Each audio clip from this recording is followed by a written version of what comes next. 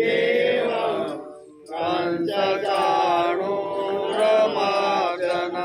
देवकी परमानन्दं कृष्णं वन्दे जगद्गुरु गुरुर्ब्रह्मा गुरुर्विष्णु गुरुदेवो महेश्वर गुरु साक्षात् परब्रह्म तस्मै श्री गुरुवे नमः। नारायणं नमस्कृत्यं नरं चैव नरोत्तमं देवीं सरस्वतीं व्यासं ततो जयमुदीरये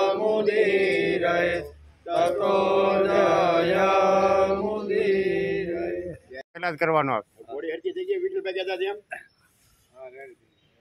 આમ લેવી પડે બધું હરકું હાલો અરે હરી હરી આપણે શ્રીમદ ભગવદ્ ગીતા નો આપણે અભ્યાસ કરીએ છીએ 24 દિવસ થયા બરોબર ને અને ભારતની અંદર નહીં પણ દુનિયામાં એક એવો ગ્રંથ છે કે જેનો પૂજન થાય છે અથવા એની જન્મ જયંતિ ઉજવાય છે અને એવો એક ગ્રંથ એટલે શ્રીમદ ભગવદ્ ગીતા એનો વિચાર આવે છે અને ઘણીવાર આપણને થાય કે સમાજની અંદર જે લોકો ભણી ગણી જે તૈયાર થાય છે એ મોટા મોટા ડૉક્ટરો થાય, મોટા મોટા બેરિસ્ટરો થાય, મોટા મોટા એન્જિનિયરો થાય, પણ માણસ બનવાનું ભૂલી જાય. એમ બધું બને પણ માણસ બનવાનું ભૂલી જાય. શ્રીમદ ભગવદ્ ગીતા આપને માણસ બનવાનું સમજાવે. સત્યમ શિવમ સુંદરમ કેવી રીતનું બનવાનું ને એ શ્રીમદ ભગવદ્ ગીતા આપણને સમજાવે છે. તેથી આપણે એનો અભ્યાસ કરીએ છીએ.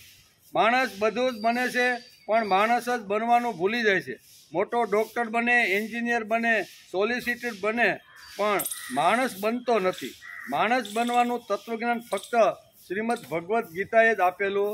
માણસ કેવી રીતે, ભલે તમારી પાસે સંપત્તિ હોય, ડૉક્ટર હોય, મોટા એન્જિનિયર, પણ એની અંદર માણસ કેવી રીતનું બનવું ને એ શ્રીમદ ભગવદ્ ગીતા આપને સમજાવે છે. આપણે જોતા હતા કે શંખનાદ થયા પછી કૌરવ પક્ષમાં શું અસર થઈ તે આપણે ગઈકાલે જોતા હતા. પાંડવો ઉપર શું અસર થઈ તે પણ આપણે જોયું. બરાબર, એની અંદર કોઈ ગભરાટ કે કોઈ ભય પેદા થયો નહીં. શા માટે? એને બધાને ખબર હતી કે અમે સત્યના માર્ગ ઉપર ચાલવાવાળા છીએ અને સત્યના માર્ગ ઉપર જે ચાલવાળો હોય ને એ હંમેશા નિર્ભય જ હોય છે અને અસત્યના માર્ગ ઉપર જે લોકો ચાલે છે એ ભયભીત હોય છે. તેથી કૌરવ સેનામાં ખળભળાટ મચી ગયો, બધા ડરવા લાગ્યા, જ્યારે પાંડવ પક્ષમાં એની અસર થઈ નથી. તેથી પાંડવ ઉપર શું અસર થઈ તે આપણે જોયું, શ્લોકમાં જોવાના છે. આજે પાંડવ પક્ષ ઉપર શું અસર થઈ, કૌરવ ઉપર તો આ ભાગદોડ અને ભયભીત બધા થયા એવી અસર થઈ છે. અહીંયા પાંડવ ઉપર શું અસર થઈ એ 20મા શ્લોકની અંદર અહીંયા વેદ વ્યાસે લખ્યું છે અને એ આજે આપણે સમજવાનું છે કે 20મા શ્લોકમાં શું અસર થઈ.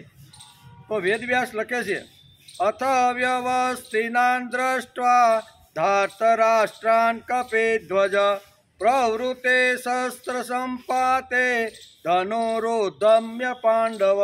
આ પાંડવ ઉપર થયેલી અસર અહીંયા વેદ વ્યાસ લખે છે કે કુરુક્ષેત્રની અંદર આ બંને, એક બાજુ વાજિંત્ર અને બીજી બાજુ શંખનાદ, આ બે અવાજોથી કૌરવ અને પાંડવ પક્ષ ઉપર અસર શું થઈ, એમાં કૌરવ ઉપર શું અસર થઈ એનો વિચાર આપણે ગઈકાલે કર્યો. આજે પાંડવ ઉપર કઈ અસર થઈ છે ને એ વ્યાસે 20મા શ્લોકની અંદર લખ્યું છે. શું લખ્યું છે? અથ વ્યવસ્થિતાન દ્રષ્ટવા. અથ એટલે હવે, અથ એટલે હવે, અવ્યવસ્થિત એટલે અવ્યવસ્થિત રૂપે સામે ઊભેલા, અવ્યવસ્થિત રૂપે સામે ઊભેલા. દ્રષ્ટવા એટલે જોઈને. કપિધ્વજ એટલે અર્જુન. કપિધ્વજ અર્જુનનું એક બીજું નામ છે કપિધ્વજ. કપિધ્વજ એટલે અર્જુન. પાંડવા એટલે પાંડવનો પુત્ર અર્જુન. અહીંયા એક જ શ્લોકમાં અહીંયા અર્જુનના બે નામ વ્યાસે લખ્યા છે. એક કપિધ્વજ તરીકેનો ઉલ્લેખ કર્યો છે અને બીજું પાંડુ પુત્ર તરીકે ઉલ્લેખ કર્યો છે. બીજું છે ધનુ એટલે પોતાનું ગાંડિવ. કોનું? સફેદ ઘોડામાં રથમાં બેસીને ભગવાન અને અર્જુન તો યુદ્ધ કુરુક્ષેત્રમાં આવી ગયા છે, પણ આ અવાજ સાંભળ્યા પછી અહીંયા અર્જુન ઉપર શું અસર થઈ છે એનું વર્ણન આ 20મા શ્લોકમાં વ્યાસે લખ્યું છે. ધનુ એટલે પોતાનું ગાંડિયું, ધનુષ્ય. ઉદ્યમ્ય એટલે ઉઠાવી લીધું. કોણે? અર્જુને પોતાનું ગાંડિયું ઉઠાવી લીધું. અને ઋષિકેશમ અંતર્યામી ભગવાન શ્રી કૃષ્ણને ગાંડી હાથ ક્યાં ગયો? આ અવાજો સાંભળ્યા પછી સીધો ગાંડી ઉપર હાથ ગયો અને ગાંડીવને ઉઠાવી લીધું. ઉઠાવી અને અંતર્યામી ભગવાન શ્રી કૃષ્ણને ઈદમ એટલે આ, વાક્યમ એટલે વચન, અને આ એટલે બોલ્યા. શું વચન બોલ્યા? એ 21મા શ્લોકમાં આવે છે. જે વચન બોલ્યા ને એ કયા શ્લોકમાં? પણ અત્યારે અહીંયા કપિધ્વજ તરીકે અહીંયા વેદવ્યાસે અહીંયા અર્જુન માટે શબ્દ વાપરેલો છે. તેથી આ 20મા શ્લોકને આજે આપણે સમજવાનો પ્રયત્ન કરશું. ઠીક, અર્થ એટલે કે આ પદનું તાત્પર્ય એ છે કે હવે સંજય ભગવાન શ્રી કૃષ્ણ અને અર્જુનના સંવાદરૂપ શ્રીમદ ભગવદ્ ગીતાનો આરંભ કરે છે. હવે અહીંથી આરંભ થાય છે. એક ડિપાર્ટમેન્ટ શ્રીમદ ભગવદ્ ગીતાના પ્રથમ અધ્યાય અર્જુન વિષાદ યોગના 2 વિભાગ પડ્યા છે. 1 થી 19 અને પછી 21 થી છેલ્લા શ્લોક સુધી. આ 2 વિભાગની અંદર અહીંયા એટલે પહેલો વિભાગ આપણે જોઈ લીધો. 19 શ્લોક સુધી પ્રથમ વિભાગ. હવે બીજા વિભાગ શરૂ થાય છે અને એમાં શ્રીમદ ભગવદ્ ગીતાની શરૂઆત થાય છે. એ વિભાગ છે. આ પદનું તાત્પર્ય એ છે કે હવે સંજય ભગવાન શ્રી કૃષ્ણ અને અર્જુનના સંવાદરૂપ શ્રીમદ ભગવદ્ ગીતાનો પ્રારંભ કરે છે. બંનેનો સંવાદ હવે અહીંથી શરૂ થાય છે. 18મા અધ્યાયના 74મા શ્લોકમાં આવેલી ઇતિ પદથી આ સંવાદ પૂરો થાય છે. અહીંથી શરૂઆત થાય છે અને ઇતિથી પૂરો થાય છે. એવી જ રીતે શ્રીમદ ભગવદ્ ગીતાના ઉપદેશનો આરંભ એના બીજા અધ્યાયના 11મા શ્લોકથી શરૂ થાય છે અને 18મા અધ્યાયના 66મા શ્લોકમાં આ ઉપદેશ પૂર્ણ થાય છે. આ વાતો આજે આપણે સમજવાની છે. પછી પ્રવૃત્તે શસ્ત્ર સંપાતે. જોકે પિતામહ ભીષ્મે યુદ્ધના આરંભથી જ ઘોષણા કરવા માટે શંખ વગાડ્યો ન હતો, પરંતુ કેવળ દુર્યોધનને ખુશ કરવા માટે શંખ વગાડ્યો હતો. તેમ છતાં કૌરવો અને પાંડવોની સેનાઓએ એને યુદ્ધના આરંભની ઘોષણા સમજી અને પોતપોતાના આવી રીતના અંદર વ્યવસ્થિત બધાય થવા લાગ્યા કે ભાઈ હવે પિતામહ ભીષ્મે ઘોષણા કરી દીધી કે હવે યુદ્ધનો આરંભ કરવાનો છે. પણ અહીંયા દુર્યોધનને ખુશ કરવા માટે એટલા માટે અહીંયા પિતામહ ભીષ્મે શંખ વગાડ્યો. પણ પાંડવ અને કૌરવ પક્ષની અંદર આ વાત અત્યારે અહીંયા સમજાવવાનો પ્રયત્ન કરે છે. એટલે કે જોકે પિતામહ ભીષ્મે યુદ્ધના આરંભથી ઘોષણા માટે શંખ વગાડ્યો ન હતો, પરંતુ કેવળ દુર્યોધનને ખુશ કરવા માટે શંખ વગાડ્યો હતો. તેમ છતાં કૌરવો અને પાંડવોની સેનાએ એને યુદ્ધના આરંભની ઘોષણા જ માની લીધી અને પોતપોતાના અસ્ત્ર શસ્ત્ર હાથમાં ઉઠાવીને તૈયાર થઈ ગયા. આ રીતે સેનાએ શસ્ત્રો ઉઠાવેલા જોઈને વીરતામાં આવી જઈને અર્જુને પણ પોતાનું ગાંડી ઉઠાવી લીધું. બંને ઉપર કેવી રીતની અસર થઈ છે એ અહીંયા કીધું કે અહીંયા દુર્યોધનને ખુશ કરવા માટે પિતામહ ભીષ્મે શંખ વગાડ્યો. બંને સેનાઓની અંદર થયું એવો સમજણ આવી કે ભાઈ યુદ્ધ માટે હવે તૈયાર થઈ જાઓ એટલા માટે. તેથી બધા પોતપોતાની રીતે તૈયાર થવા લાગ્યા. અર્જુન પણ તૈયાર થવા લાગ્યો અને ગાંડીવ જે રથની અંદર જે પડેલું હતું આ શંખ વાગ્યા પછી એનો સીધો હાથ ગાંડી ઉપર થયો અને ગાંડીવને અર્જુને ઉપાડી લીધું. વ્યવસ્થિતાન ધાતરાષ્ટ્રાન દ્રષ્ટા. આ શ્લોકની અંદર આ પદોથી સંજયનું કહેવાનું તાત્પર્ય એ છે કે જ્યારે આપણા પુત્ર દુર્યોધને પાંડવોની સેનાને જોઈ ત્યારે તે દોડતો આચાર્ય પાસે ગયો. આપણે શરૂઆતમાં આપણે જોતા હતા બરોબર ને, એ ત્રીજા શ્લોકની અંદર આપણે જોઈએ તો આવી રીતની યુદ્ધ વ્યૂહરચના ધૃષ્ટધુમ્યની જોઈ અને દુર્યોધન પોતાના રથમાંથી ઉતરી અને રાજા બની અને દ્રોણાચાર્ય પાસે જાય છે. આવું આગલા શ્લોકની અંદર આપણે જોતા હતા. હવે અહીંયા એક બીજી ઘટના બને છે કે અહીંયા દુર્યોધન રથમાંથી ઉતરી અને પોતે રાજા બનીને કોની પાસે જાય? દ્રોણાચાર્ય પાસે પહોંચી જાય છે અને યુદ્ધની અંદર લડવા માટે અહીંયા કેશવની સાથે આવેલો અર્જુન એ પણ આવી રીતનો જ્યારે શંખનાદ થાય છે ત્યારે ઉઠીને એનું હાથ ગાંડી ઉપર, આટલો બંનેમાં ફરક છે.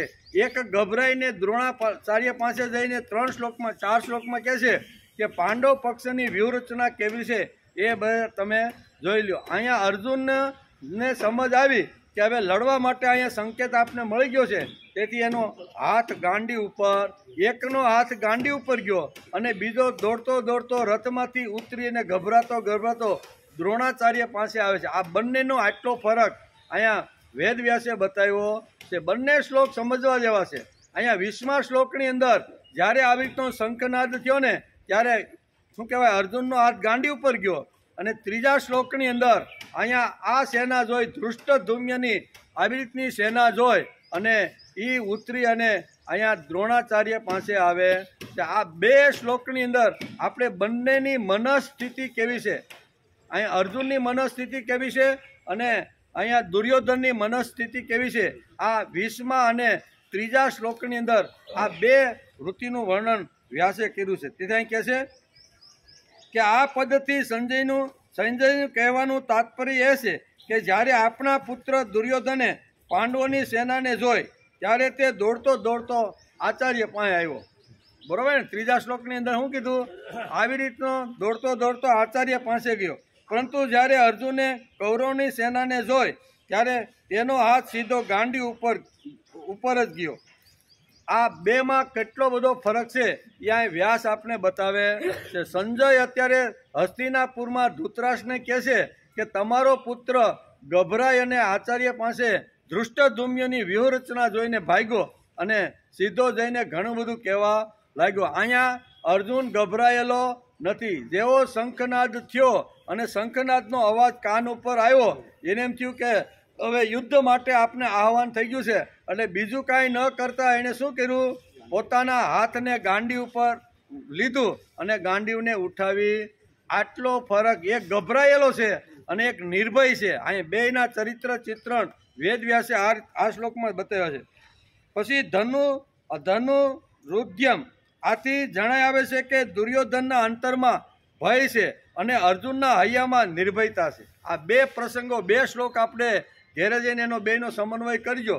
3જા શ્લોકનો અને 20મા શ્લોકમાં કે 2ની અર્જુન અને દુર્યોધન ઉપર કઈ અસરો થઈ છે ને એનું વ્યાસે વર્ણન કર્યું. એક ભયભીત છે અને બીજો નિર્ભય છે. બીજો નિર્ભય છે, ઉત્સાહ છે અને વીરતા છે. અર્જુનમાં શું છે, નિર્ભય બની ગયો છે, એની અંદર ઉત્સાહ છે, સ્ફૂર્તિ છે, ચૈતન્ય છે, આવી રીતનું છે. અને પછી બીજા ચરણની અંદર કપિધ્વજ શબ્દ વાપર્યો છે.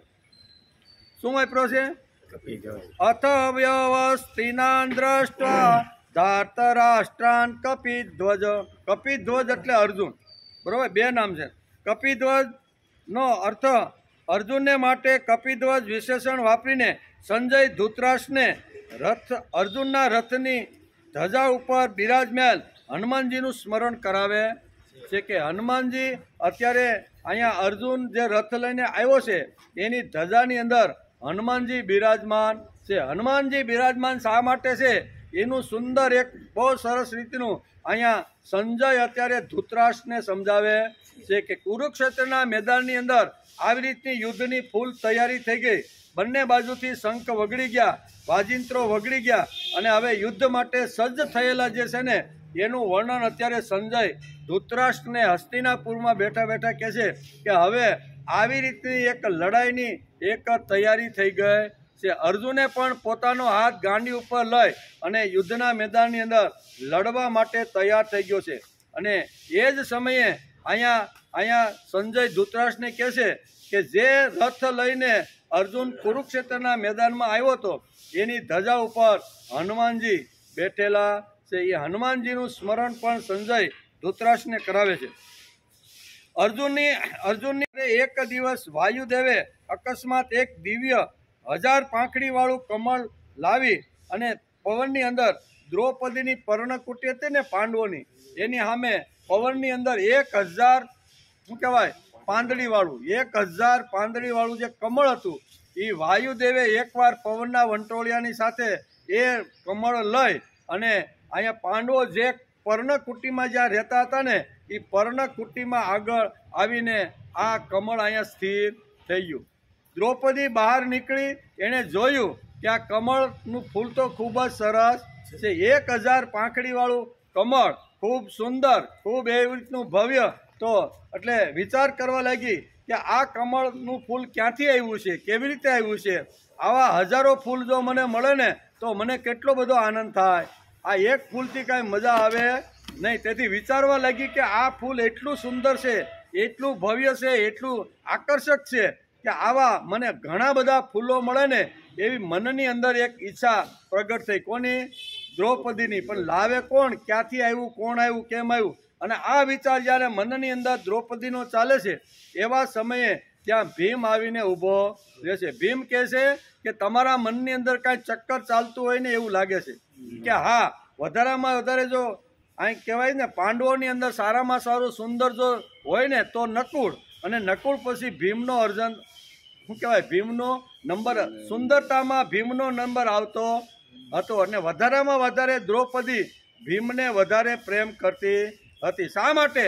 તો કે ઘણા બધા એવા પ્રસંગો છે કે એવા પ્રસંગોમાંથી અહીંયા ભીમે દ્રૌપદીને ખૂબ જ મદદ કરેલી છે. સમજો કે કિયા કીચકને મારવાનો હતો, બરોબર, તો ભીમ સિવાય શક્ય હતું નહીં. એવા તો ઘણા બધા મહાભારતની અંદર પ્રસંગ છે, બધાને યાદ કરશે તો આપણી ગીતા રહી જાય.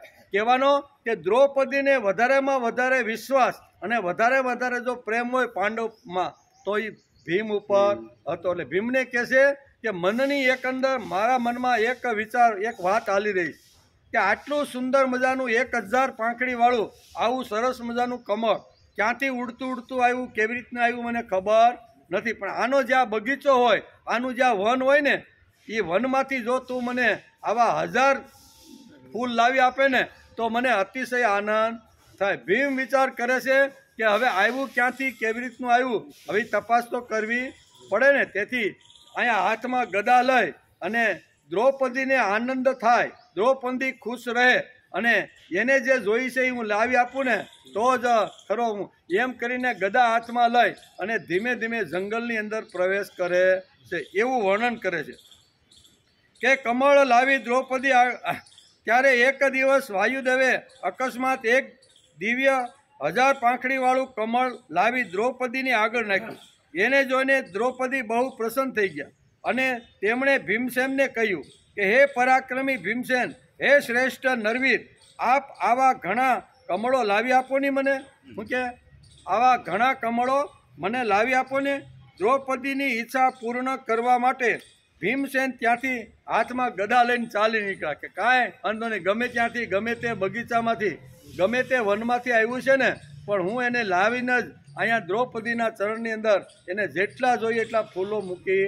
આમ સંકલ્પ કરી હાથમાં ગદા લઈ અને અહીંયા હનુમાનજી આ કમળ ક્યાંથી આવ્યું છે, કયું વન છે એ શોધવા માટે નીકળ્યા છે. એ શોધતો જ્યારે તે કદલી વનમાં, કેવું નામ છે, કદલી વનની અંદર અહીંયા પહોંચ્યો અને તકલીફ પાછી એ ઊભી થઈ કે કદલી વનનું જે રક્ષણ કરવા માટે હતું ને એ તો અહીંયા શું કહેવાય વાયુપુત્ર કેવા હનુમાનજી એનું રક્ષણ કરતા હતા. એટલે વનની અંદર કોઈ રીતે ભીમ પ્રવેશ કરી શકે એમ, કારણ કે દ્વાર ઉપર જ હનુમાનજી આવી રીતના વાનરનું એક રૂપ ધારણ, મોટું વાનરનું રૂપ ધારણ કરી અને હનુમાનજી ત્યાં બેસી ગયા હતા. હાથમાં ગદા છે. ગદા જોઈને જોયું કે આ જ વનની અંદર જે દ્રૌપદીને જે કમળ જોઈ છે ને એ આ કદલી નામના વનમાં જ આ ફૂલ હશે. તેથી એણે કીધું કે તમે જે હોય તે મારા રસ્તામાંથી તમે હટી જાઓ, મારે આ વનની અંદર જઈ અને દ્રૌપદીને આનંદ થાય ને એવા કમળ મારે લેવાના છે. હનુમાનજી ઘણી બધી ચર્ચા થાય છે, એ આપણે ઘણીવાર વાંચી પણ છે અને અભ્યાસ પણ કર્યો છે. હનુમાનજી અને અહીંયા ભીમ વચ્ચે ઘણી બધી ચર્ચાઓ થાય છે. કદલી વનમાં હનુમાનજી ભીમને પ્રવેશ કરવા દેતા નથી અને કહે છે કે ભાઈ હવે વાનર અહીં કહે છે કે ભાઈ હું તો વૃદ્ધ થઈ ગયો છું અને હવે હાલી શકો એ મારી તૈયારી નથી. તમને જો અનુકૂળ હોય તો મને કહેવીને તમે રસ્તો કરીને જાઓ તો વળી તમને કમળ મળવા હોય તો મળી જાય એમ કે. તો કે મને કહેવું હોય કે તું હાથે ખાઈ જા, આમ કરીને ઘણી બધી ચર્ચાઓ થાય છે. અને પછી એકદમ ક્રોધમાં આવી અને ભીમ એનું પૂંછડું પકડીને રસ્તામાંથી હટાવવાનો પ્રયત્ન કરે છે પૂછડું ઊંચું થયું નહીં. ખૂબ મહેનત કરી, પરસેવો છૂટી ગયો, આખી દુનિયાને હલબલાવી નાખે એવી જેની તાકાત હતી. 1000 હાથીનું જેની અંદર બળ હતું ને, એ બળ કોઈ કામ લાગ્યું નહીં. એટલે ભીમ સમજી ગયો કે આ સામાન્ય કોઈ વાનર નથી. સામાન્ય વાનર હોત ને તો પૂંછડી પકડીને ક્યારનો એને આમ ફેંકીને બીજા ઝાડ ઉપર ફેંકી દીધો, પણ આ તો કોઈ અલૌકિક કોઈ હોય એવું લાગે છે. એટલે પછી ભીમ સમજી ગયો અને 2 હાથ જોડીને કહે છે કે હે પ્રભુ, તમે સામાન્ય વાનર તો નથી, પણ તમે કોણ છો? અને એ વખતે હનુમાનજી ત્યાં પ્રગટ થાય છે. એવો ઇતિહાસ આપણે છે. અને એ ઇતિહાસની અંદર અહીંયા ગાંડીવ ધારી અર્જુન જે છે એના રથ ઉપર હનુમાનજી કેવી રીતના બિરાજમાન છે ને, એનો ઇતિહાસ અત્યારે સંજય ધૃતરાષ્ટ્રને હસ્તિનાપુરમાં બેઠા બેઠા હનુમાનજીનું સ્મરણ કરાવી રહ્યા છે. ભીમસેન ત્યાંથી જ્યારે તેઓ કદલી વનમાં પહોંચ્યા ત્યારે તેમને હનુમાનજીનો મેળાપ થઈ ગયો. એ બંનેની આપસમાં ઘણી બધી ચર્ચાઓ થઈ. છેવટે હનુમાનજીએ ભીમસેનને વરદાન માગવા કીધું. કાંઈ વાંધો નહીં, તું હવે આવ્યો જ છો અહીંયા, બરોબર ને, તો હવે મારી પાસેથી તું વરદાન માગ. એમ હનુમાનજીએ એને વરદાન માગવાનું ઉપર આપની કૃપા કાયમ રહે. હનુમાનજીને 2 હાથ જોડીને ભીમ કહે છે કે તમારી કૃપા મારા ઉપર કાયમ રહે, તમારી કૃપા મારા ઉપર કાયમ રહે. એના જવાબમાં હનુમાનજીએ કહ્યું કે હે વાયુપુત્ર, જ્યારે તમે બાણ અને શક્તિના આઘાતથી વ્યાકુળ બનેલી દુશ્મનોની સેનામાં પેસી જઈને સિંહ ગર્જના કરશો ને, તે વખતે હું મારી ગર્જનાથી તે સિંહ ગર્જનાને વધારી અને ઘણી મોટી વધારે બનાવી દઈશ. તમે જ્યારે યુદ્ધના મેદાનમાં તમારે એવા પ્રસંગ આવે, કોઈ જગ્યાએ યુદ્ધ કરવાના, તો યુદ્ધ કરવાની અંદર તમે જ્યારે સિંહ ગર્જના કરશો ને, ત્યારે તમારા અવાજની અંદર 1000 ગણો હું પ્રવેશ કરી અને એ અવાજને 1000 ગણો હું બનાવી દઈશ, બરોબર ને. એનો અર્થ એવો થાય, અત્યારે આપણે કહીને માઇક રાખીએ છીએ, બોલી ધીમું અને એનો અવાજ કેટલો થાય? 1000 ગણો થઈ જાય ને. ગમે એટલું દૂર હોય, ગમે એટલા લોકો બેઠા હોય, પણ એક જ માઇકમાંથી બોલેલા બધા સાંભળી શકે કે નહીં? કે અનેક ગણો અવાજ થયો કે નહીં? તો અનેક ગણો જે અવાજ થયો છે ને, એ આ મહાભારતની અંદર વેદવ્યાસે બધું લખ્યું છે. અને એના સંશોધન ઉપરથી આજે બધા માઇકને જે શોધાણા છે ને, કે આવી રીતનું હનુમાનજીએ જો કીધું હોય તો એનું કારણ શું હોઈ શકે? તો આટલું બધું શું કહેવાય સાયન્સ ડેવલપમેન્ટ એ વખતે થયું હતું. ત્યારે હનુમાનજી કહે છે કે હું તમારા અવાજને અનેક ગણો અવાજ કરી દઈશ, આ હું તમને વરદાન આપું છું. જ્યારે તમે બાણ અને શક્તિના આઘાતથી વ્યાકુળ બનેલી દુશ્મનોની સેના ઉપર પેસી જઈને સિંહ ગર્જના કરશો, તે વખતે હું મારી ગર્જનાથી એ સિંહ ગર્જનાને વધારીને અનેક ગણી મોટી કરી દઈશ. એ ઉપરાંત હું અર્જુનના રથની ધજા ઉપર બેસીને એવી ભયંકર ગર્જના કરી કે જે શત્રુઓના પ્રાણનું હરણ કરનારી બનશે. આ 2 વાતો હું તમને આપું છું. એક તો પોતાના માટે કે તમે સિંહ ગર્જના કરો ને ત્યારે અનેક ગણો આવી રીતનો અવાજ થશે, અને બીજું કે યુદ્ધના મેદાનની અંદર હું અર્જુનને જે રથ અને જે ધજામાં જે અર્જુન લઈ અને જશે ને એમાં હું આવીને બેસી જાય. 2 વાતો અહીંયા મળે છે. શત્રુઓના એટલે કે સુગમતાથી એટલે કે મારી શકશો. આવી રીતે જેમના રથની ધજા ઉપર હનુમાનજી બિરાજમાન છે તેમનો વિજય નિશ્ચિત છે. એટલે હનુમાનજી જ્યાં બેઠા હોય, ભગવાન કૃષ્ણ જેના સારથી હોય અને ગાંડીવધારી અર્જુન હોય, 3 વાતો જ્યાં ભેગી થાય ને ત્યાં કોઈ દિવસ પરાજિત થતો નથી. હનુમાનજી જેની ધજા ઉપર બેઠા હોય અને ચારે બાજુ જ્યારે નજર કરીને ફેરવતા હોય અને એ જ્યારે આખા રથનું અને અર્જુનનું ધ્યાન રાખતા હોય ત્યારે વિજય તો નિશ્ચિત જ છે. એમ ધૃતરાષ્ટ્રને અત્યારે સંજય આ પ્રમાણે કહે છે કે હે રાજા, ધૃતરાષ્ટ્રે પોતાના પ્રશ્નમાં પાંડવા પદનો ઉપયોગ કર્યો છે. એટલે સંજય ધૃતરાષ્ટ્રને પાંડવોની યાદ અપાવવા માટે વારંવાર અધ્યાય 1 અને 14 અને અહીં પાંડવ શબ્દનો પ્રયોગ કરેલ છે. ઋષિકેશમ તદા વાક્યમ ઇદમાહ મહીપતે. આ શ્લોકમાં પાંડવોની સેનાને જોઈને દુર્યોધન તો ગુરુ દ્રોણા પાસે જઈને ચાલાકીથી ભરેલા વચનો બોલે છે, પરંતુ અર્જુન કૌરવોની સેનાને જોઈને જે જગત ગુરુ છે, જે અંતર્યામી છે, જે મન બુદ્ધિ વગેરેના પ્રેરક છે એવા ભગવાન શ્રી કૃષ્ણને શૂરવીરતાના ઉત્સાહ અને પોતાના કર્તવ્યોથી ભરેલા એટલે કે પોતાના કર્તવ્યોથી ભરેલો જે અર્જુન છે એમનો હાથ આવી રીતના શંખનાદ થયા પછી ગાંડી ઉપર જાય છે અને ગાંડીવને એણે ઉઠાવી લીધું છે. આટલું આ શ્લોકની અંદર વ્યાસે આપને સમજાવવાનો પ્રયત્ન કર્યો છે. આગળ કે છે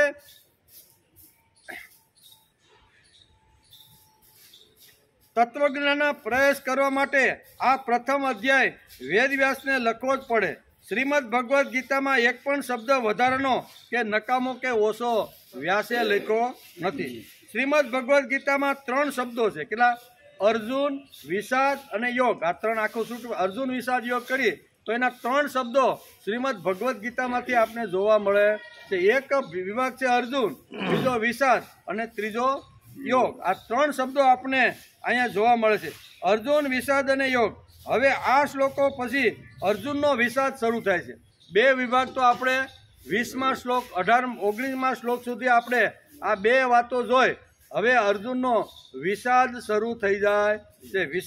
વિષાદ શરૂ થાય છે. 20મા શ્લોકમાં પ્રથમ શબ્દ વ્યાસે અથ વાપરો છે. વાપરો ને? શું વાપરું છે? અથ. સમજવા જેવો છે અથ. વેદ વ્યાસે અહીંયા 20મા શ્લોકની અંદર પ્રથમ અથ શબ્દ વાપરો છે. અથ અવ્યવસ્થિનાન દ્રષ્ટવા ધાર્તરાષ્ટ્રાન કપિધ્વજ પ્રવૃતે શસ્ત્ર સંપાતે ધનુરુદ્યમ પાંડવ. આમ આવો થતા અહીંયા અથનો અર્થ થાય છે હવે. શું અથનો અર્થ શું થાય છે? કે હવે પછી શું થવાનું છે ને એ તમે મારી પાસેથી સાંભળો. એમ અત્યારે સંજય ધૃતરાષ્ટ્રને આ શ્લોકની અંદર સમજાવે કે હવે પછી શું થવાનું છે. તો કે હવે અર્જુનનો વિષાદ શરૂ થાય છે બીજા વિભાગમાં, અને એ તમે મારી પાસેથી સાંભળો. શ્રીમદ એટલે કે 20મા શ્લોકમાં પ્રથમ શબ્દ વ્યાસે અથ લખ્યો છે. અથ એટલે હવે. વિષય શરૂ કરવા માટે અથ શબ્દ વપરાય છે. કોઈ પણ વિષયની શરૂઆત કરવાની હોય ને ત્યારે પ્રથમ શબ્દ અથ, અને પૂરો કરવાનો હોય ત્યારે ઇતિ શબ્દ વપરાય. ઇતિ શ્રીમદ ભગવદ્ ગીતા આપણે કહીએ ને એમ કરીને શું કહેવાય? અર્જુન વિષાદ યોગ પ્રથમ અધ્યાય સમાપ્તમ. આ પાડે જ્યારે કોઈ પણ અધ્યાય પૂરો થાય ત્યારે એના માટે ઇતિ શબ્દ વપરાય છે, અને કોઈ પણ શાસ્ત્રની શરૂઆત થાય ત્યારે અર્થ એના માટે શબ્દ વપરાય છે. એટલે કે અને ઇતિ શબ્દ સંસ્કૃતમાં કોઈ પણ વાક્ય પૂરું થાય ત્યારે તેના માટે વપરાય છે. અથ પ્રથમોધ્યાય. કેવો? અથ પ્રથમોધ્યાય. અને ઇતિ કેવી છે એ રીતે સમજાવવાનો પ્રયત્ન કરે છે. અથ પછી શબ્દ છે વ્યવસ્થિતાન. અર્જુન સામે કૌરવની સેના વ્યવસ્થિત ગોઠવાય છે. અત્યાર સુધી દુર્યોધન દ્રોણાચાર્ય પાસે હતો એ 2 શ્લોકમાં વર્ણન કર્યું છે. બંને ગયા પછી દુર્યોધન પાછો પોતાની જગ્યાએ આવી જાય છે.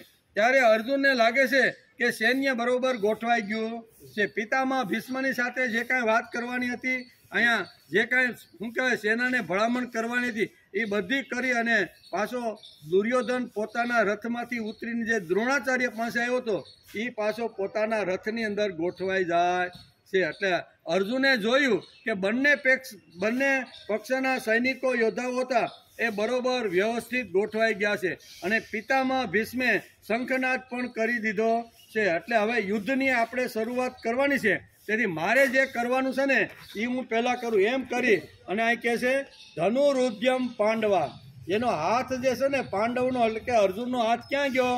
ધનુષ ઉપર ગયો, અને એકદમ ગાંડી ઉપાડી અને એને ધનુષનો ટંકાર કર્યો. એવું અહીં વેદવ્યાસ લખે છે. બંને પાસે ગયા પછી દુર્યોધન પાછો પોતાની જગ્યાએ આવી જાય છે. ત્યારે અર્જુનને લાગે છે કે સૈન્ય બરોબર ગોઠવાઈ ગયું છે. અર્જુન જુએ છે, બોલે છે. અર્જુન કોને જુએ છે?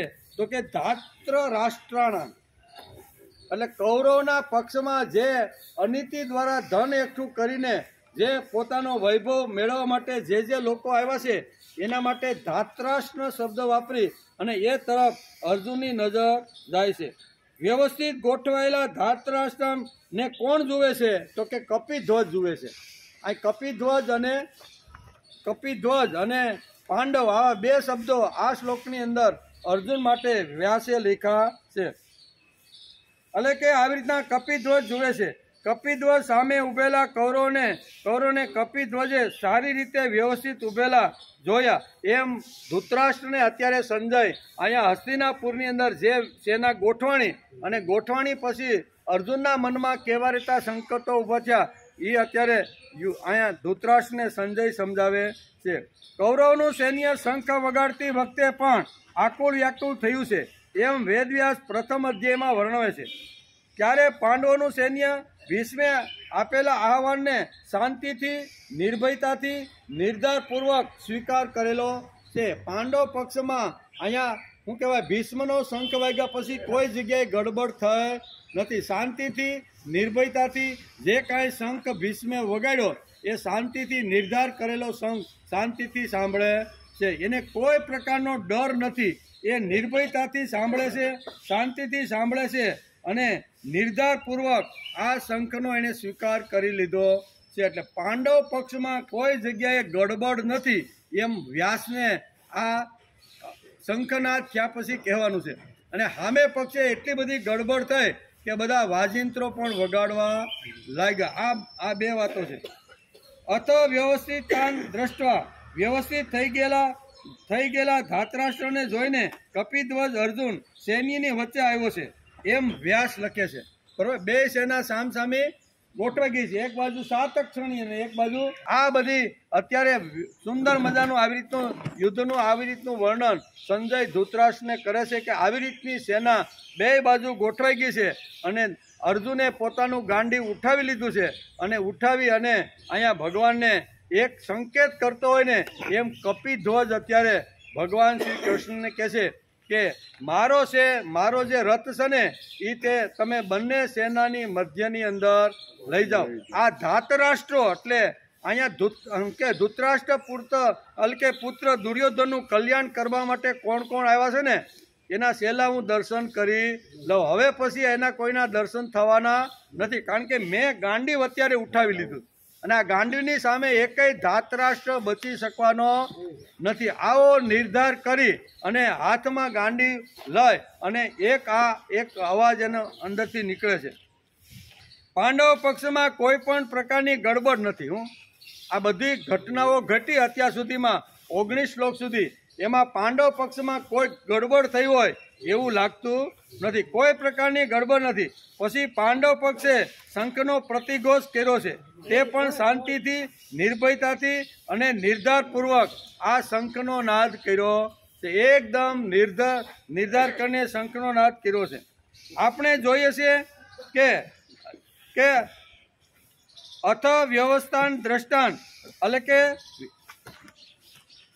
વ્યવસ્થિત થઈ ગયેલા ધાતરાષ્ટ્રને જોઈને કપિધ્વજ અર્જુન સૈન્યની વચ્ચે આવ્યો છે એમ વ્યાસ લખે છે. આપણે જોઈએ છીએ કે શંખનાદની અસર શંખની પાંડવો પરની અસર આજે આપણે જોવાના છીએ. પાંડવો ઉપર એની અસર કેવી થઈ એનો વિચાર આજે આપણે કરવાના છે. અહીંયા સુધી તો અસર થઈ ગઈ. કેવી કે ગાંડીવ જે રથની અંદર જે પડેલું હતું આવો શંખ ધ્વનિ થવાથી અહીંયા અર્જુનનો હાથ ગાંડી ઉપર થઈ ગઈ. એ અસર તો અર્જુન ઉપર થયેલી દેખાય છે. આપણે જોઈએ છીએ કે શંખનાદની અસર શંખની પાંડવો ઉપર કેવી રીતની અસર થઈ છે તે આજે આપણે વિચારવાનું છે. કપિધ્વજનો સામાન્ય અર્થ એવો થાય છે કે કપિ વત્તા ધ્વજ. કપિધ્વજ એ સંસ્કૃત શબ્દ છે અને વેદવ્યાસે અહીંયા અર્જુન માટે કપિધ્વજ અહીંયા 20મા શ્લોકની અંદર આ શબ્દનો ઉપયોગ કરેલો છે. કપિ એટલે સામાન્ય રીતે એનો અર્થ કરી તો વાનર થાય, બરોબર, અને ધ્વજ એટલે ધ્વજ આપણે કહીએ ને કે ધ્વજ છે એટલે કે આ કપિધ્વજ થી ઉપકાર કરે છે. કપિધ્વજનો સામાન્ય અર્થ થાય છે કપિ વત્તા ધ્વજ એટલે કે કપિને વાનર પણ કહેવાય છે. ધ્વજ એટલે પ્રત્યેક મહારથન એટલે કે જે મહારથીઓ છે તેના રથ ઉપર ફરકતો રહેલો હોય છે એના માટે ધ્વજ શબ્દ. યુદ્ધના મેદાનમાં જે પોતાના સૈન્ય સાથે જે મહારથીઓ આવ્યા છે એ મહારથીઓ ઓળખાય કેવી રીતના? આ દેશનો રાજા છે, આ દેશનો રાજા છે એ ઓળખવા માટે પોતાના રાજાના બધાના અલગ અલગ રથ અહીંયા રથ ઉપર ધ્વજ રગાડ્યા હતા. તેથી જેનો જેનો ધ્વજ હોય ને એ ધ્વજ ઉપરથી ઓળખાતા કે આ કાશી નરસ છે, આ ધ્વજ ઉપરથી ઓળખાતા કે આ આવી રીતના રાજા છે. એમ અલગ અલગ ધ્વજા હતા. કપિધ્વજનો સામાન્ય અર્થ અર્જુનને રથ લઈને આવ્યો છે, તે રથ ઉપર એક ધજા છે અને તેમાં વાનર એટલે કે હનુમાનજીનું ચિત્ર દોરેલું છે. હનુમાનજી જે ધજા ઉપર અથવા જે રથ ઉપર બેઠા હતા એ રથ અહીંયા કોનો હતો? ગાંડીવધારી અર્જુનનો.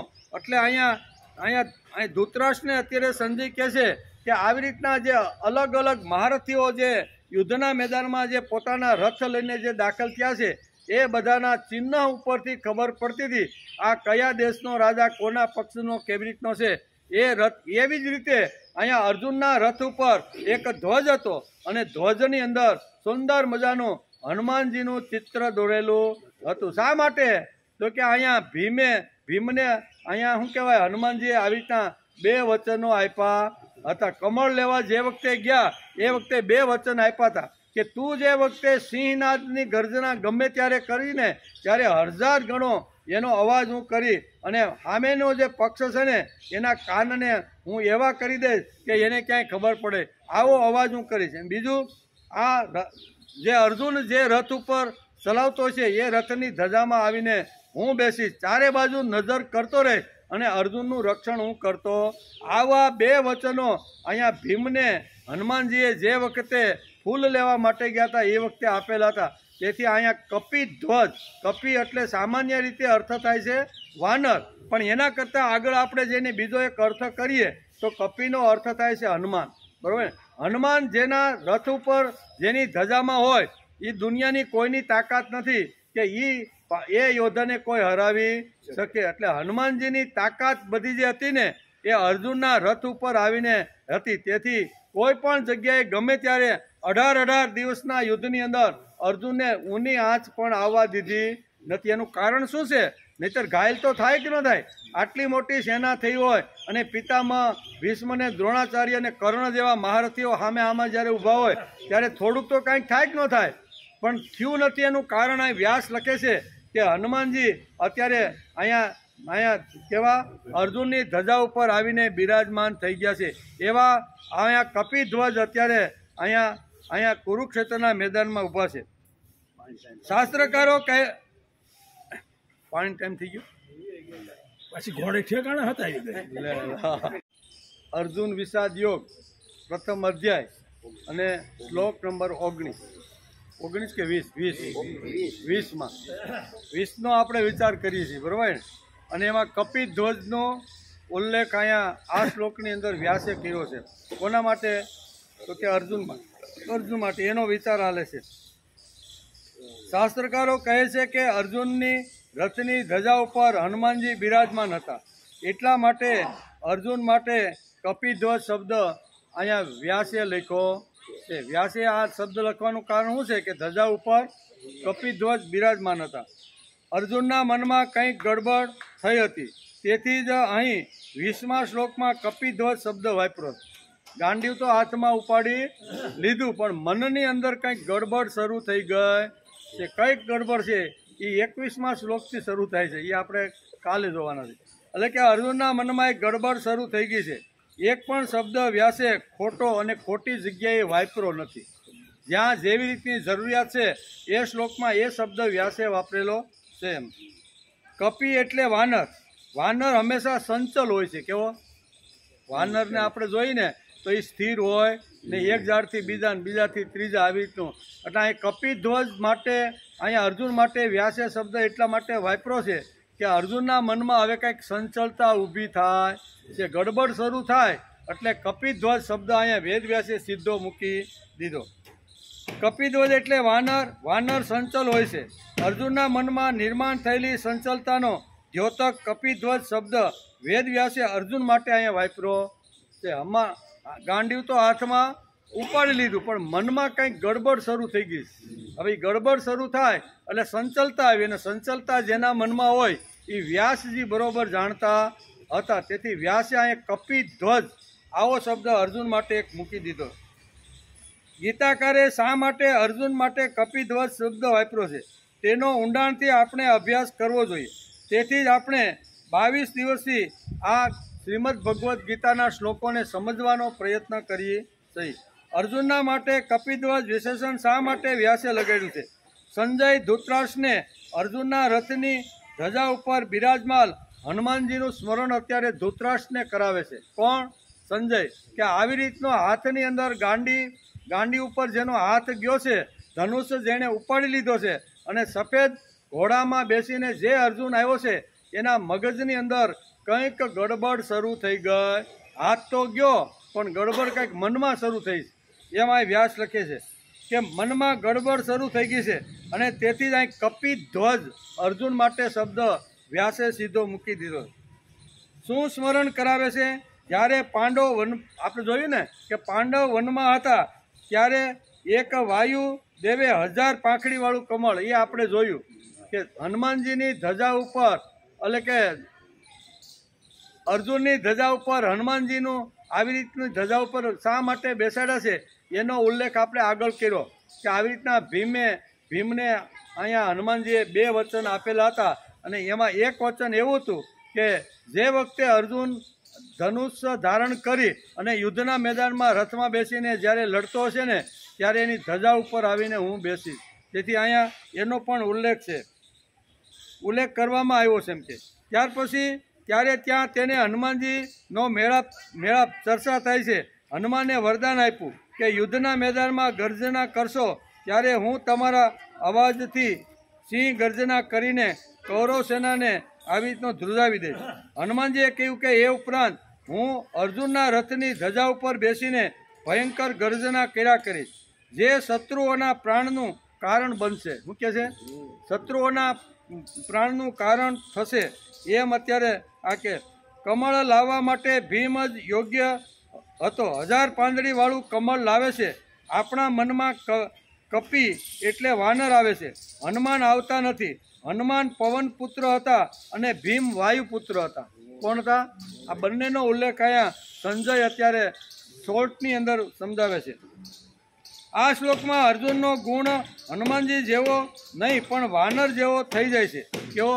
હનુમાનજી જેવા ગુણ અર્જુનમાં જે હોવા જોઈએ એની જગ્યાએ આ ગાંડી ઉપર હાથ ગયા પછી બંને સેનાઓને જોયા પછી એની સંચલતા ઊભી થાય છે. વાનરમાં જેવી સંચલતા હોય એવી સંચલતા અર્જુનના મનની અંદર ઊભી થાય છે. હનુમાનજીના જે કાંઈ ગુણો હોવા જોઈએ ને એ ગુણો ન રહેતા અહીંયા વાનરના ગુણો અત્યારે અહીંયા અર્જુનના મનની અંદર ઘૂમવા લાગ્યા. તેથી વેદ વ્યાસે બરોબર અહીંયા અર્જુનનું મન વાંચી અને કપિધ્વજ શબ્દ અહીં સીધો લખી નાખ્યો છે કે હનુમાન આવી રીતના. આ શ્લોકમાં અર્જુનનો ગુણ હનુમાન જેવો નહીં રહેતા વાનર જેવો થઈ જાય છે. તેથી અહીંયા અર્જુન માટે કપિધ્વજ શબ્દ વેદવ્યાસ વાપરે છે. આધ્યાત્મિક જીવન જીવવાવાળામાં જો સંચલતા આવે તો વિનાશની આ પ્રથમ પગથી છે. જેને પોતાના જીવનમાં વિકાસ કરવો છે, પ્રગતિ કરવી છે, જેના જીવનમાં સત્યમ શિવમ સુંદરમ જેવા ગુણો લાવવાના છે, એના મનમાં જો સંચલતા ઊભી થાય ને તો એ અધઃપતનના ખાડામાં જાય.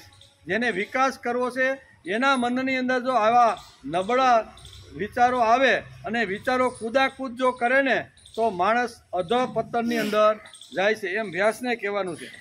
આધ્યાત્મિક જીવન જીવવાવાળામાં જો સંચલતા આવે તો વિનાશની આ પ્રથમ પંક્તિ છે. વાનર સંચળ છે. એક ઝાડ ઉપરથી બીજા ઝાડ ઉપર કૂદે જ નહીં. વાનર કેવો છે? એમ અત્યારે હનુમાનજીનો વિચાર, હનુમાનજીના ગુણો ન આવતા વાનરના ગુણો અત્યારે અહીંયા અર્જુનના મનમાં સ્થિર થઈ ગયા છે એવું વ્યાસ લખે છે. સંચળતા એ મનનો સ્વભાવ છે. સંચળ બને છે. લક્ષ્મીવાન સંચળ નથી. ઘણીવાર કહીએ ને કે ભાઈ લક્ષ્મી સંચળ છે. લક્ષ્મી કોઈ દી સંચળ હોતી નથી, પણ લક્ષ્મી જેના હાથમાં જાય છે ને તેનું મન સંચળ થઈ જાય છે. કૂદાકૂદ એ કરે પણ લક્ષ્મી આવી રીતની સંચળ નથી. આ કરું કે તે કરું, આ સારું કે પેલું સારું. આ માનવી મનની સંચલતા છે તે અત્યારે અર્જુન ઉપર સવાર થઈ ગઈ છે. કેવી?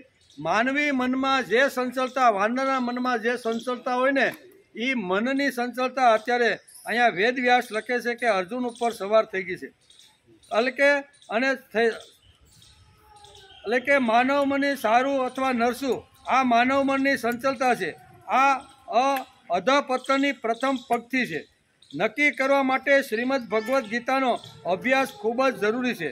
આ કરું કે તે કરું, આવું કરવાવાળાની બેઠક કોઈ દિવસ નિશ્ચિત અને સ્થિર હોતી નથી. આજે આ કરું, કાલે તે કરું, આજે આ મંદિરમાં ગયો, આ મંદિરમાં 6 મહિના પૂજા કરી, એમાં કાંઈ મને વળ્યું નહીં, દુઃખ દૂર ન થયા, હવે બીજું મંદિર, બીજા મંદિરમાં જાય કે હવે આમાં કાંઈ નથી, હવે કોઈ માતાજીને પકડો, થોડાક મહિના માતાજીને પકડે, એમાં કાંઈ વળે નહીં ને, એટલે પાછો ગણપતિના મંદિર. આવું મન જો કૂદાકૂદ કરે ને તો એનો વિકાસ કોઈ દિવસ થતો નથી. તેથી શાસ્ત્રકારોએ આપણે કીધું છે કે આપણે જે ભગવાનને, જે દેવતાઓને આપણું જે શ્રદ્ધા કેન્દ્ર હોય ને એની અંદર જ આપણો મનને પોરવવાનો પ્રયત્ન કરવો જોઈએ. બીજા દેવતાઓની નિંદા ન કરતા, બરોબર ને, આપણા જે પૂજવા, આપણે જેને શ્રદ્ધા તરીકે એમાં આપણું મન રહેવું.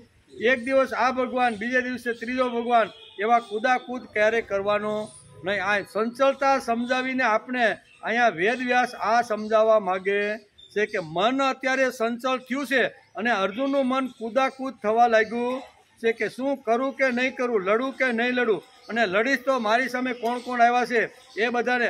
આ જે મનની જે સંચલતા હતી ને એ ધીમે ધીમે ઉગ્ર બનવા લાગી. વેદવ્યાસ વિચાર કરે છે કે આના મનનું હવે ઠેકાણું રહ્યું નથી. હનુમાનજીના જે ગુણો છે ને ક્યાં છે? બુદ્ધિમત્તા વરિષ્ઠમાં. આવા જબરદસ્ત જે ગુણો હનુમાનજીના છે એ હનુમાનજીના ગુણો ન આવતા વાનરના ગુણો અંદર આવવા લાગ્યા છે. ને વાનરનો ગુણ છે કૂદાકૂદ કરવાનું.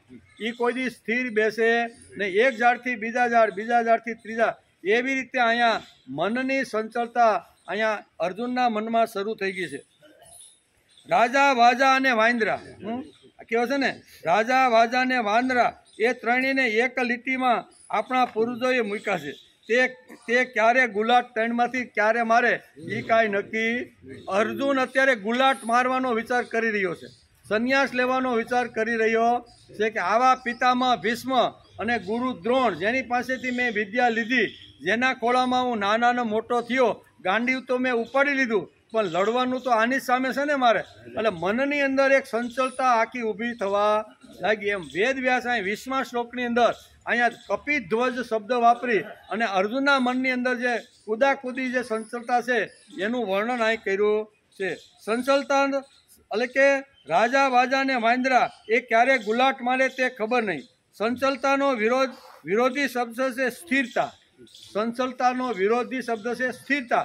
માણસે સ્થિર બનીને કર્તવ્ય કર્મ કરવું જોઈએ. આ વૃક્ષ બધા સ્થિર છે, તેથી એના ઉપર ફળ, ફૂલ અથવા જે કાંઈ શોભા છે ને એ સ્થિરતા છે વૃક્ષોની, એટલે એના ઉપર આવે છે. એ એમ કે ના ના આપણે તો અસ્થિર, તો એની અંદર ફૂલ પણ ન લાગે અને ફળ પણ લાગે નહીં. એમ આપણું મન જો અસ્થિર હોય, સંચલ હોય, તો કોઈ દિવસ આપણો વિકાસ થતો નથી. વૃક્ષનો વિકાસ ક્યારે થાય?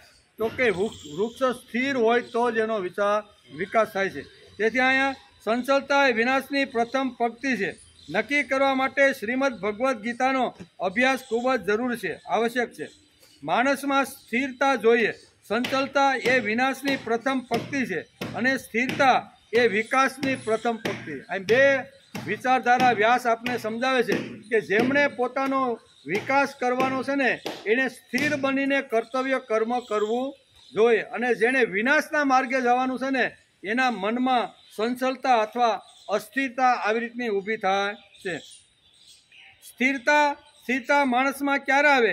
ગીતા ભણવાથી, ગીતા સમજવાથી, તેના સિદ્ધાંતો જીવનમાં લાવવાથી માણસની અંદર સ્થિરતા આવે, અને આ પ્રથમ પંક્તિ પ્રભુ સુધી આપણે લઈ જાય છે. માણસ જો એકવાર સ્થિર થઈ જાય તો ધીમે ધીમે હળવે હળવે પ્રભુ સુધી પહોંચી શકે છે.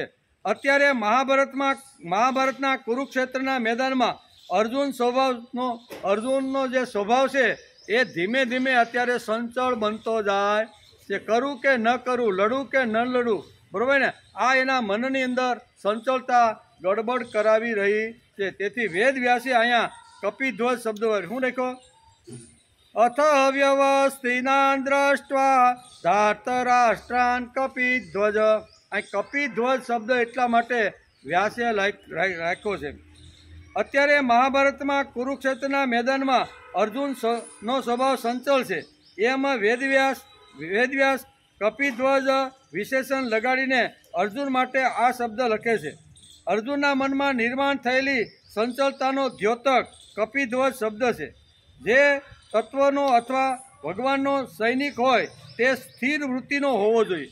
જેને ભગવાનનું સૈનિક બનવાનું છે, ભગવાનનો ભક્ત બનવાનું છે ને, એના મન, બુદ્ધિ અને ઇન્દ્રિયો સ્થિર રહેવી જોઈએ. એ જો તણે તણ આડી હવળી ભાગવા માંડે તો માણસનો જીવન વિકાસ થતો નથી. તેથી વેદવ્યાસ લખે છે કે અર્જુનના મનમાં નિર્માણ થયેલી સંચલતાનો આ છે. જેને ભગવત કાર્યનો યોદ્ધો બનવાનું હોય, ભગવાનનો સૈનિક બનવાનું હોય, તેમનામાં સ્થિત પ્રજ્ઞતા હોવી જોઈએ. આજે પણ સ્વાધ્યાય કાર્યમાં સ્થિર બની 30-40 વર્ષોથી કર્તવ્ય કર્મ કરતા રહ્યા છે એવા મહાપુરુષો આવા તૂટે તેમ કે કુરુક્ષેત્રના મેદાનમાં આવ્યા પછી મધ્ય એક બાજુ કૌરવ અને બીજી બાજુ પાંડવ. આ સેના જોઈને અર્જુનના મનની અંદર એક સંચલતા નિર્માણ થઈ છે. અર્જુનના મનમાં બંને બાજુની સૈન્ય, એક બાજુ પાંડવ, બીજી બાજુ કૌરવ, આ બંને સૈન્યને જોઈ અને અર્જુનના મનની અંદર કંઈક ગડબડતા ઊભી થઈ છે. આ અર્જુન પોતે પણ સમજે છે કે પોતાના મનમાં કંઈક ગડબડ થઈ ગઈ છે. એને ખબર છે કે પોતાના સલાહકાર સારથી બહુ સારા છે, તેથી મને ગમે તેટલી સંચલતા થશે પણ એ મને 100% કાઢી નાખશે એવી એના ઉપર વિશ્વાસ પણ છે. એમાં વ્યાસ લખે છે. એટલે સંચલતા એ અધપતનની પ્રથમ પંક્તિ છે. હસ્તિનાપુરના મહેલમાં બેઠેલા રાજા ધૃતરાષ્ટ્રને સંજય કહે છે કે હે રાજન, તે પછી કપિધ્વજ અર્જુનને યુદ્ધ માટે સજ્જ થયેલા ધાતરાષ્ટ્રાન એટલે કે ધૃતરાષ્ટ્ર સંબંધીઓને જોઈને શસ્ત્ર પ્રહારની તૈયારી વેળાએ ધનુષ્ય ઉઠાવીને ઋષિકેશ શ્રી કૃષ્ણને આ વચન કહેવા. હાથમાં ધનુષ્ય તો ઉઠી ગયું, મનની અંદર સંચલતા તો શરૂ થઈ ગઈ છે અને ઉઠાવી અને ભગવાનને કંઈક કહેવા માગે છે. એ ભગવાને 21મા શ્લોકની અંદર વ્યાસે લખ્યું. શું કહેવા માગે છે?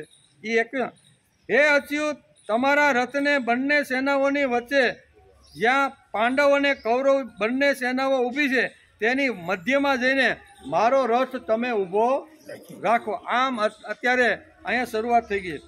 શસ્ત્ર ચલાવવાનો સમય થઈ જાય છે. દુર્યોધન પણ અન્ય ન રહેતા પોતાની જગ્યાએ જતા રહે છે. 20મા શ્લોકમાં શંખનાદની અસર વાતાવરણમાં આવે છે. અથ વ્યવસ્થિતાન દ્રષ્ટા, બરોબર ને? આમ કરી અને અહીંયા પાંડવ અને કૌરવ પક્ષ ઉપર કેવી રીતની અસર થઈ છે તેનું વ્યાસ અહીં સુંદર વર્ણન કરે છે. અર્જુન ધનુષ્ય ઉપર હાથ જાય છે અને ઉઠાવે છે. આ શ્લોકમાં પાંડવ શબ્દ અર્જુન માટે વપરાયો છે. લખ્યું ને, પ્રવૃત્તે શસ્ત્ર સંપાતે ધનુરોધ્યામ પાંડવ. આ પાંડવ શબ્દ પણ અર્જુન માટે જ વપરાયેલો છે એમ વ્યાસ લખે છે. ત્યાર પછી કહે છે, સંજય ધૃતરાષ્ટ્રને કહે છે કે હે રાજન, અત્યારે કુરુક્ષેત્રના મેદાનમાં હવે શસ્ત્રો ચલાવવાની તૈયારી પૂરજોરથી થઈ ગઈ છે. બધાએ જેમ અર્જુને ગાંડીવ પોતાના હાથમાં જેમ ધારણ કરી લીધું એમ કુરુક્ષેત્રની અંદર પાંડવ અને કૌરવ બંને પક્ષના યોદ્ધાઓએ પોતપોતાના હથિયાર ધારણ કરી લીધા છે. એમ સંજય ધૃતરાષ્ટ્રને અત્યારે કુરુક્ષેત્રમાં બનતી રહેલી જે ઘટનાઓ છે ને એને આંખો દેખો અહેવાલ અત્યારે હસ્તિનાપુરમાં બેઠા બેઠા સમજાવી રહ્યા છે.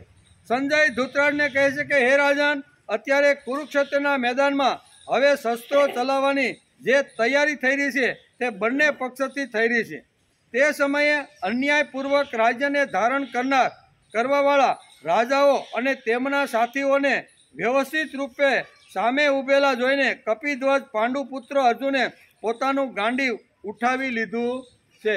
આપણા પક્ષની અંદર જે લોકો યુદ્ધ કરવા માટે આવ્યા છે તે બધા વ્યવસ્થિત થઈ ગયા છે. એટલું જ નહીં પણ એ બધા રાજા કેવા હતા તો કે બીજાનું ધન સળ કપડથી લઈ અને લેવાવાળા આ રાજાઓ બધા હતા.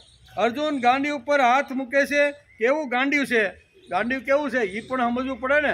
અર્જુને જે ગાંડી ઉપર હાથ મૂક્યો અને જેને આવી રીતનું ઉઠાવી લીધું છે એ ગાંડીવ અર્જુન પાસે આવ્યું ક્યાંથી એનો પણ માણસે વિચાર કરી લેવો.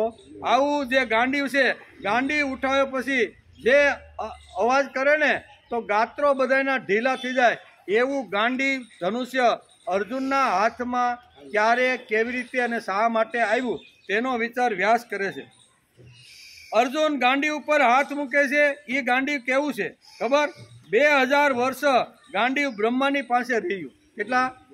2000 વર્ષ. આજે ગાંડી ધનુષ્ય અત્યારે અર્જુનના હાથમાં જે અત્યારે છે ને, એ ગાંડી પહેલા કોના હાથમાં હતું? બ્રહ્માજીના હાથમાં. 2000 વર્ષ સુધી બ્રહ્માએ એ ગાંડીનો ઉપયોગ કર્યો એમ કે.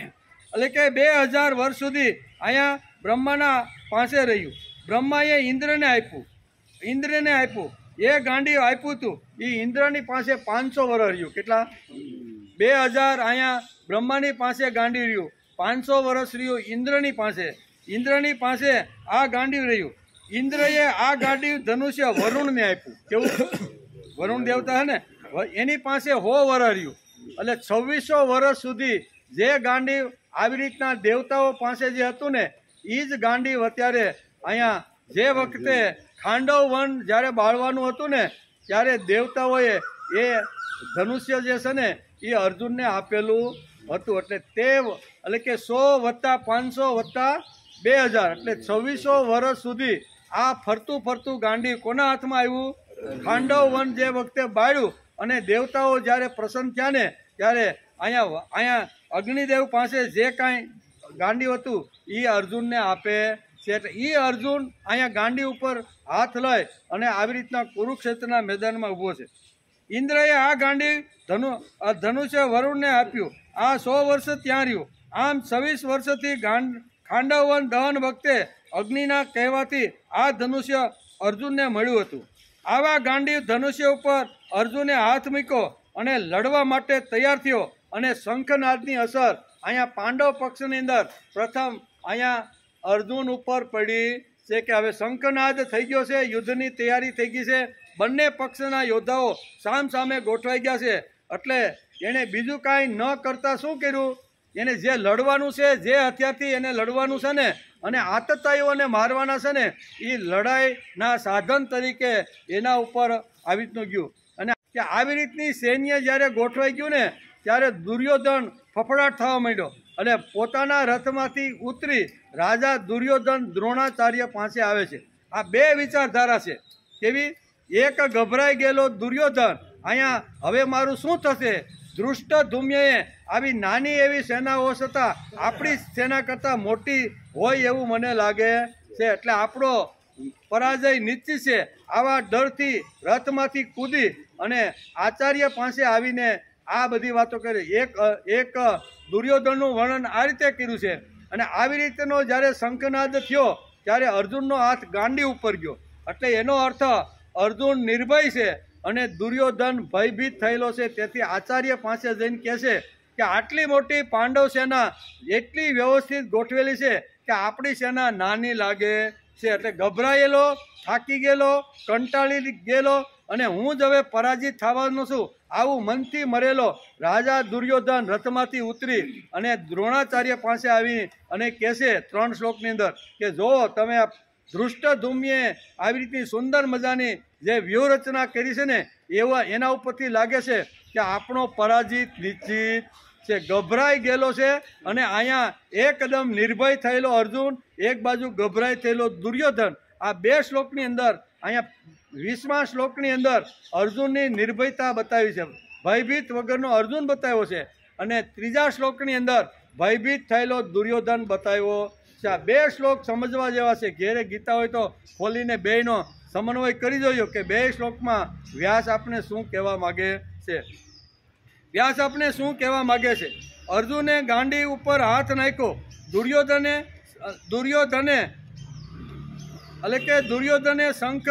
શંખનીથી શું કર્યું? તો કે પાછો રથમાંથી ઉતરીને દુર્યોધન દ્રોણાચાર્ય પાસે જાય છે. દુર્યોધન આચાર્ય દ્રોણ પાસે જાય છે ત્યારે અર્જુનને શું કર્યું? અર્જુનનો હાથ ગાંડી ઉપર ગયો અને દ્રોણાચાર્ય પાસે દુર્યોધન ગયો. આટલો ફરક આ 2 મહારથીઓની અંદર અહીં વેદવ્યાસ બતાવે છે.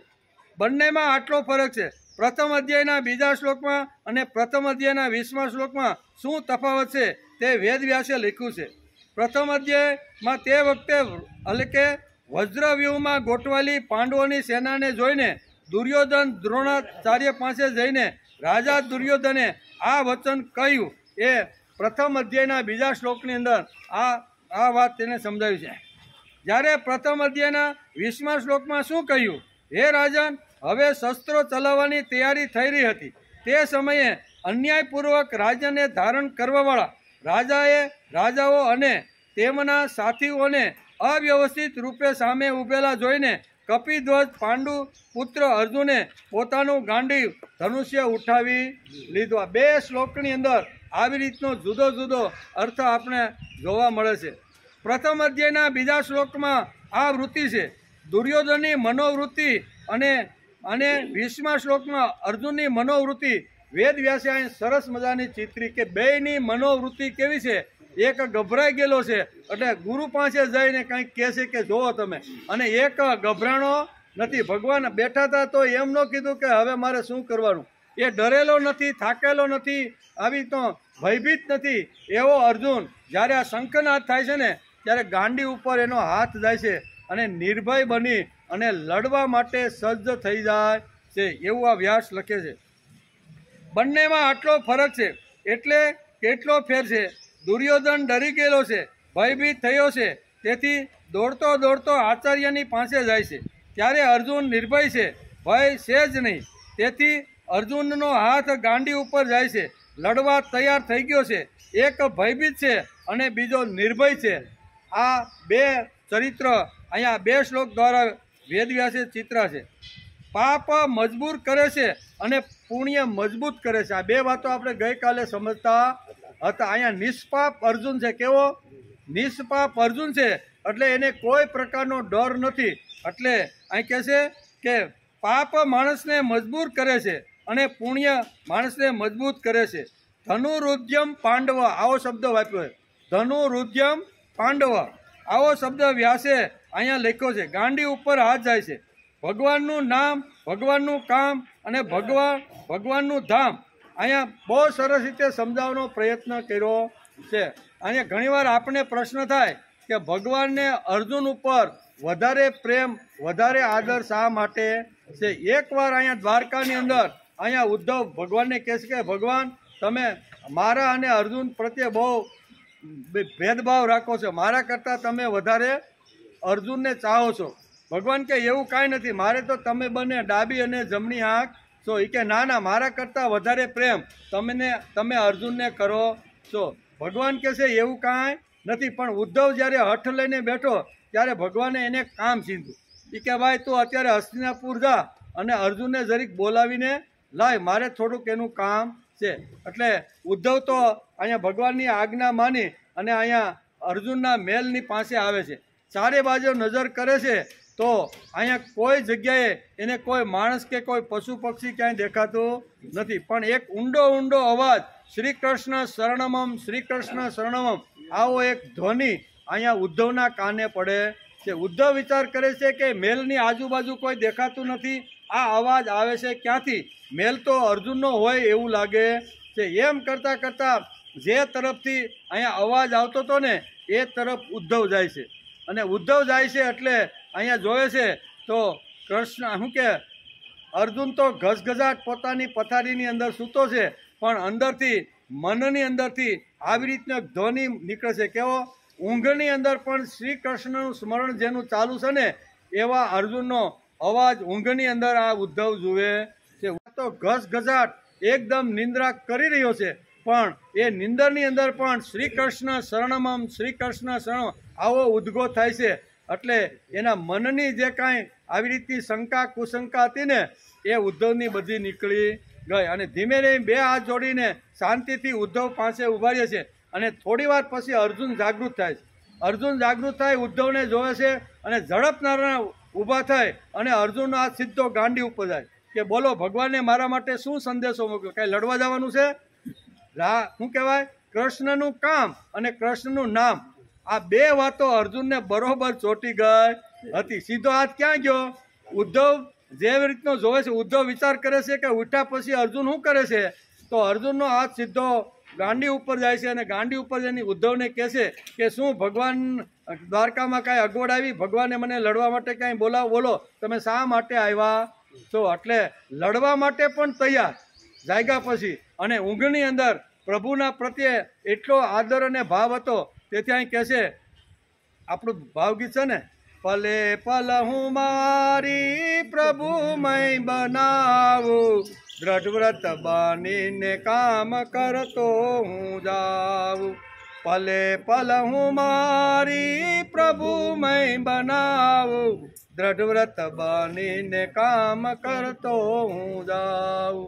અર્જુનને લાગ્યું તું કેશવનું ગેલું, કૃષ્ણ કૃષ્ણ ઝંખે છે રોમ રોમ એનું. એક જ ઘનશ્યામની મીરાના શ્યામની લગની લગાડું, દ્રઢ વ્રત બનીને કામ કરતો હું જાઉં. આવો અર્જુન હતો. એવા અર્જુનના મનની અંદર અત્યારે સંચળ વૃત્તિ પેદા થઈ ગઈ. જે હનુમાનજીના જે ગુણો આવવા જોઈ એને બદલે વાનરના ગુણો આવ્યા એવું વ્યાસ લખે છે. અને વાનર કેવો છે?